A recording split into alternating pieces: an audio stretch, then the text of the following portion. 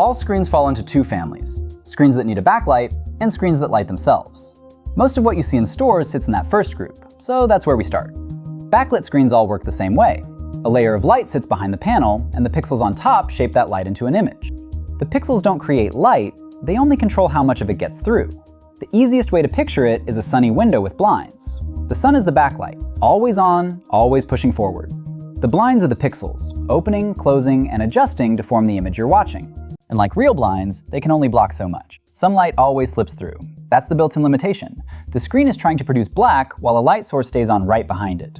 The pixels are doing their job, they just can't manage every bit of that stray light. The most common form of this setup is the standard LED TV. Despite the name, it's still an LCD panel. The LED part refers only to the light source sitting behind it.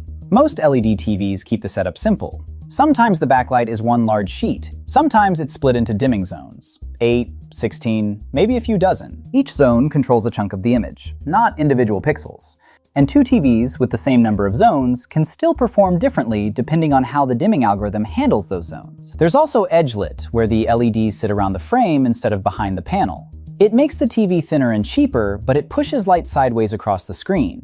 That leads to cloudy patches, bright corners, and uneven areas that stand out once you notice them. In a bright room during the day, LED looks fine. Sports, news, regular streaming, nothing jumps out as a problem.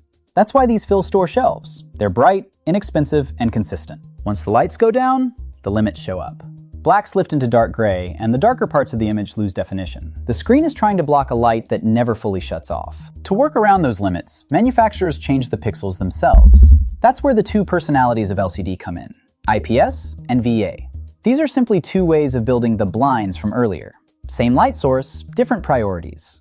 IPS panels prioritize viewing angles. Think of these as blinds that look the same whether you're directly in front of them or off to the side. Colors stay stable and brightness stays even. It's the social-friendly option, good for wide seating or bright rooms where people sit in different spots. But these blinds don't close as tightly. More light leaks through even when they're meant to be shut.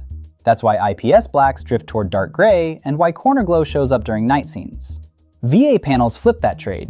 The blinds close tighter, blocking far more of the backlight. You get deeper blacks, stronger contrast, and night scenes that look accurate. But this works only when you're facing the screen directly. Move off center and the image washes out. Colors fade a bit and the darker areas flatten. VA works best when seating is centered in a dim room. Each panel type also has small uniformity traits. IPS can show glow in darker corners. VA can show faint vertical bands or dirty screen patches during sports. None of these are defects, they're part of how each panel is built. That's also why both panel types still exist. One solves angled seating, the other solves darkroom depth, and neither replaces the other. QLED is still LCD. Same blinds, same backlight, same structure. What changes is the light feeding the panel. Regular LED backlights use blue LEDs with a yellow coating to fake white. It works, but that mix isn't clean, and it loses accuracy when the screen gets bright. QLED swaps that yellow layer for quantum dots. These are tiny color converters, far smaller than pixels, that turn blue light into very pure red and green. Since these are inorganic particles, they're stable. They don't fade or wear out the way organic materials do, so the color stays accurate even at high brightness. Think of it like the difference between a flashlight and a laser. Because the light is so specific, the colors don't bleed into each other. That's why QLED catches your eye in stores. The reds look deeper, the greens look more vivid, and bright highlights stay colorful instead of washing out into pale tones. But the foundation is the same. Black levels still depend on how tightly the blinds can close. If QLED improves the color, the next step is improving the light itself. That's MiniLED. MiniLED doesn't replace LCD.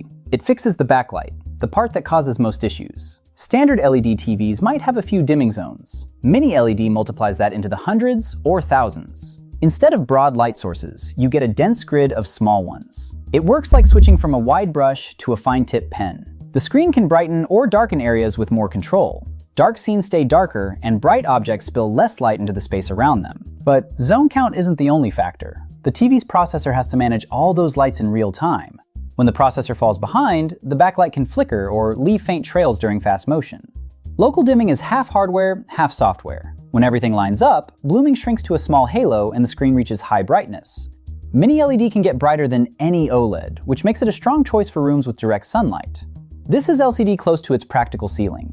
Beyond this, upgrades shift into experimental territory, like dual-layer LCD panels that tried to use a second grayscale LCD for pixel-level dimming. They worked, but too expensive and energy-hungry for the average living room. To improve contrast further, you remove the backlight entirely. That's where self-lit screens begin, starting with OLED. OLED flips the system. Every pixel creates its own light. When a pixel needs to be black, it turns off. There's no light source behind it. Each pixel is a small light emitter, which keeps dark areas dark without glow around bright objects. That's why OLED stays clean in a dark room and everything has clear edges without a halo. Motion also stays sharp because the pixels react instantly. LCD pixels take longer to change from one frame to the next, which creates the soft blur most people are used to. The only surprise for some viewers is the opposite issue. During slow pans, the motion can look a bit choppy. LCD blur hides that gap. OLED shows the motion the way it was encoded. Some OLEDs offer black frame insertion to reduce blur, but it lowers brightness. OLED has its own trade-offs. It doesn't reach the brightness of high-end LCDs. When most of the screen turns bright, the panel may dim a little to keep itself within safe limits. It's the TV easing off because driving everything at full brightness at once is harder on the panel, which results in shorter pixel lifespan and more visible wear over time. Most OLEDs today are WOLED panels, which use a white OLED layer with color filters. Newer, high-end models use microlens layers to push more light toward the viewer without changing how the pixels work. If OLED nails black levels, the next step is improving how the color is made. That's where QD-OLED enters. QD-OLED keeps everything people like about OLED, the self-lit pixels, the contrast, the clean edges, but it swaps out the way those pixels generate color. Regular OLED uses white light with filters on top. QD-OLED starts with a blue OLED layer and lets quantum dots create the red and green directly. Using that blue base gives the panel more room to push brightness without washing strong colors into softer tones. It isn't perfect though. In bright rooms, especially with sunlight hitting the screen, the blacks can lean a bit purple or gray. That's tied to how the panel handles reflections. Some screens act like mirrors, some scatter the light, and some tint it. QD-OLED's coating has its own look.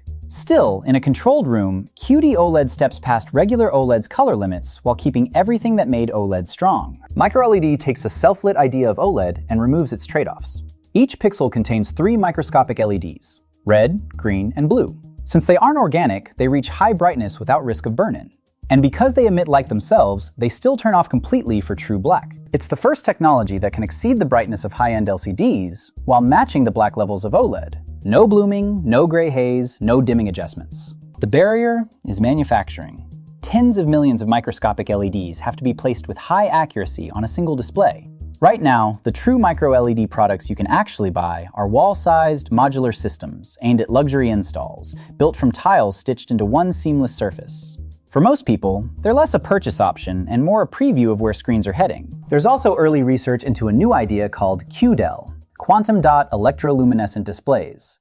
Instead of using a backlight or an OLED layer, QD-OLED would use quantum dots as the actual light source. In theory, it keeps the contrast of OLED but reaches much higher brightness and avoids long-term wear since the dots aren't organic. The main barrier is stability, especially for blue dots, so it isn't ready for real screens yet.